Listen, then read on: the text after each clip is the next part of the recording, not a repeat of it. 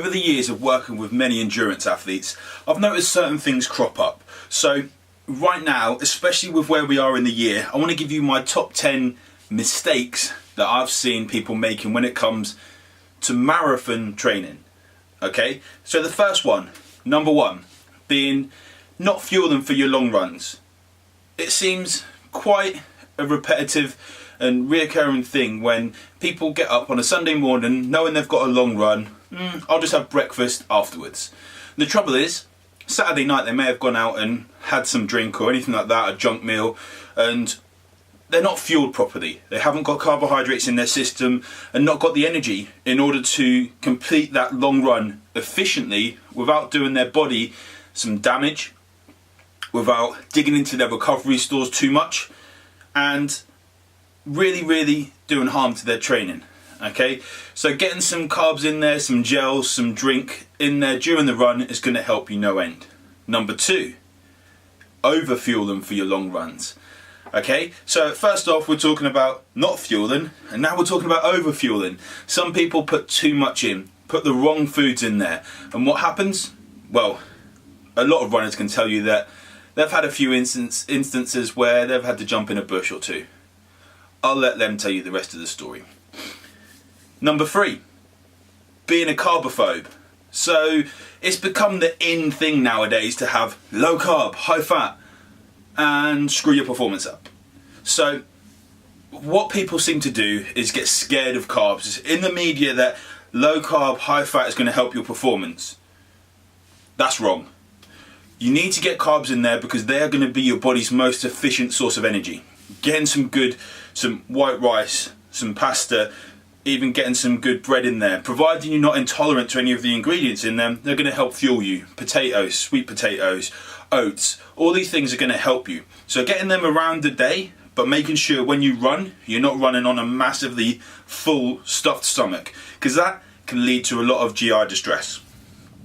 Number four, running with your earphones. This is actually a mistake that I made personally, and I got used to it. I was running on my own, not with a training partner. Now, that's all well and good. Number one is making sure that you're not listening to music so loud that you're unsafe.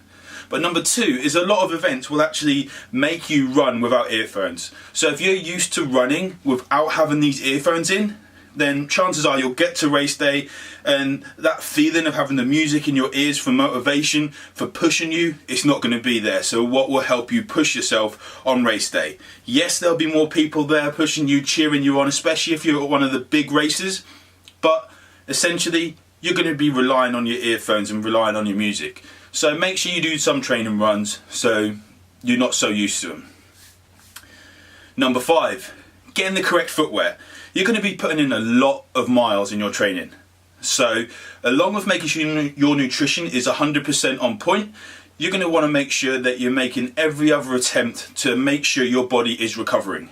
So going to a specialist, making sure they check your running gait and listen to them. It's their job.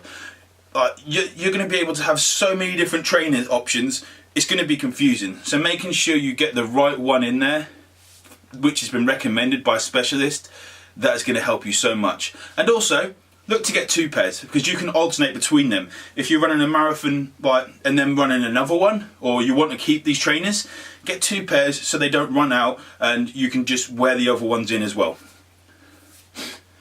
Number six, carb parties.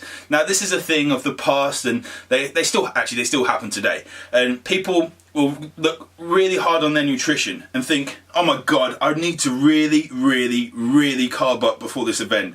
They have pasta parties, carb parties, and they end up getting the shits when they're on the run. Not good, because they may have ingredients in they're intolerant to, not used to, they're already stressed out from the adrenaline, from worrying and being scared of what's going to happen, they're anxious, their body's not going to deal with it very well. So get your carbs in as planned and don't go off track, especially in the last few days. Number seven, too much caffeine. Yep, some people will rely on caffeine to help them get through longer sessions, the early mornings, the late nights. And the trouble is, it's all good to have some coffee, to have some caffeine, to have it as a boost every now and then. But if you're relying on it, then your nutrition is not going to be on point. Your sleep is not going to be on point. Your recovery is not going to be on point. Chances are you're going to look at frying your central nervous system, and that is not going to be good long term for you. Number 8, not hydrating enough.